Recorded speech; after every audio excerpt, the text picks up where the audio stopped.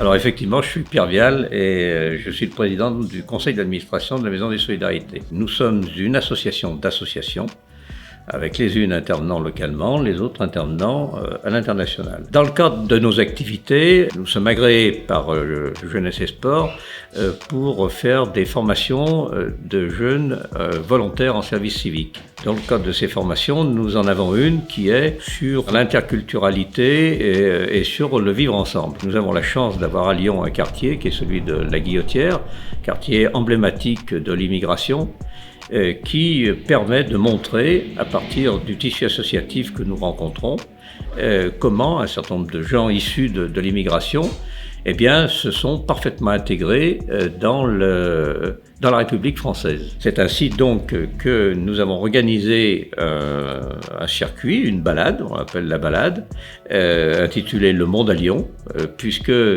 ça nous permet de visiter d'abord l'Afrique du Nord, le Maghreb, puis ensuite la Chine avec les Chinois d'outre-mer, et enfin l'Afrique subsaharienne avec Africa 50.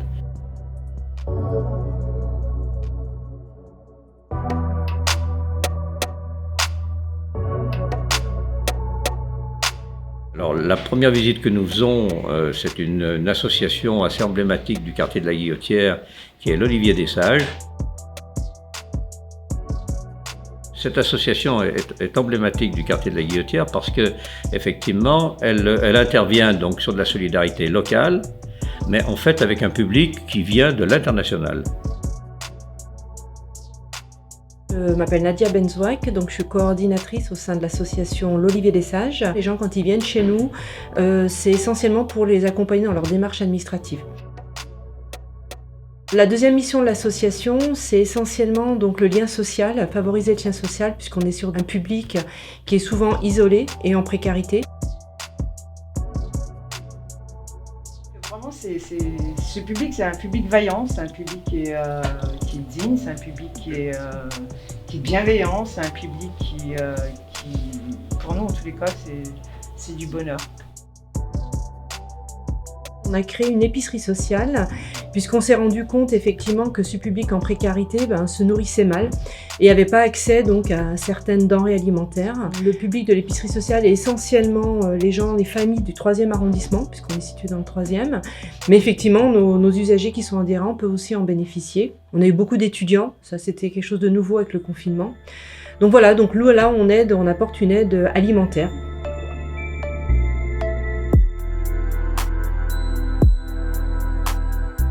Cette association est intéressante d'un autre point de vue, c'est que ce sont des Chinois, mais qui ne sont pas nés en Chine pour la plupart.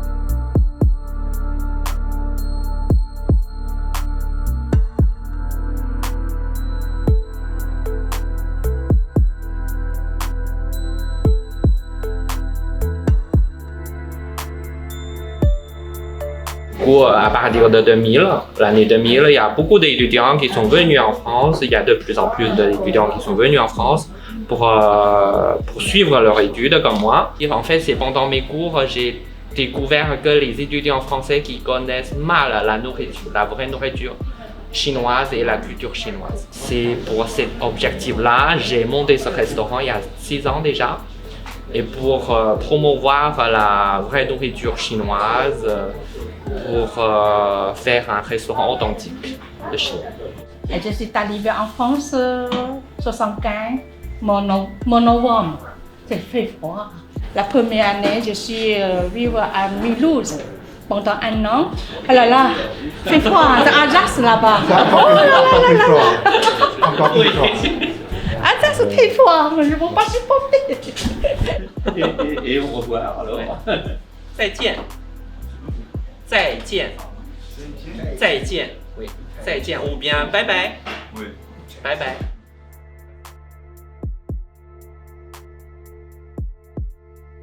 Ensuite, on va à Africa 50, qui est une association d'associations, et ce sont des associations issues des différentes diasporas qui se sont regroupées pour montrer aux collectivités leur importance, mais surtout montrer leur importance en montrant bien qu'ils sont français.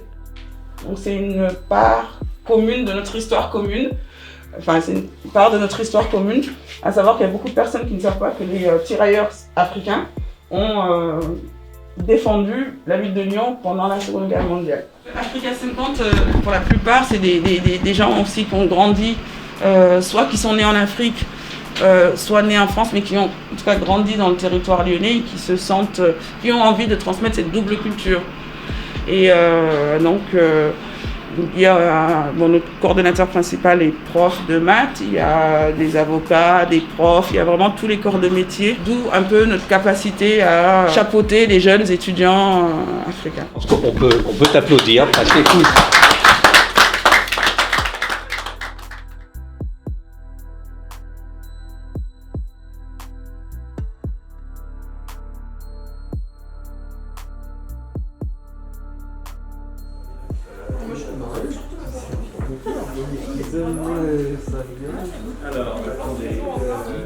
Donc, moi, c'est Tony, Ayrton Tony précisément.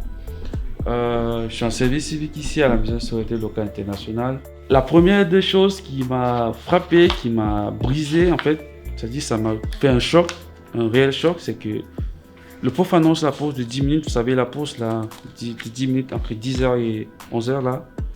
Et je vois les étudiants, ils roulent la cigarette devant le prof. C'est-à-dire, il prend la cigarette à rouler. Pour vous, c'est normal, sortir sa cigarette et tout. Bah, ça m'a fait un choc parce qu'au Cameroun, c'est limite suicidaire de faire ça devant le prof.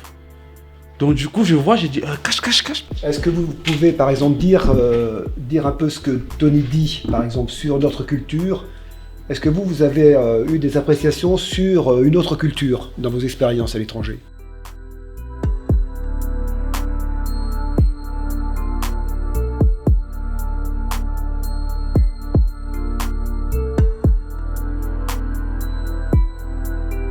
Voilà, je crois que vous avez entendu beaucoup de choses, vous avez des témoignages très riches, mais c'est bien aussi de vous l'approprier.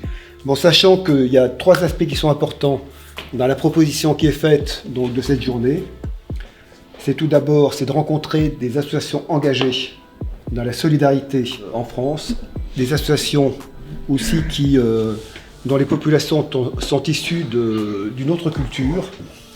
Et le 3e point, c'est le vivre ensemble.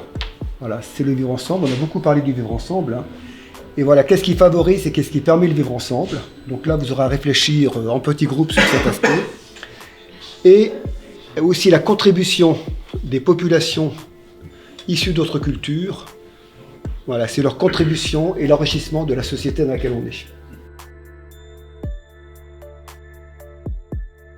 J'ai trouvé cette journée très enrichissante. Ça m'a permis de découvrir de nouvelles associations dans lesquelles, sans cette balade avec les autres services civiques, je n'y serais pas forcément allée naturellement. J'ai appris énormément des autres et donc ouais, c'était vraiment très enrichissant et du coup ça amène à poser plein de questions sur ta vie à toi de tous les jours parce que tu te dis mais en fait les autres ils vivent pas forcément comme ça et donc tu as envie d'apprendre autrement et de faire autre chose et de découvrir toujours plus. Le vivre ensemble, c'était vraiment une histoire on avance ensemble,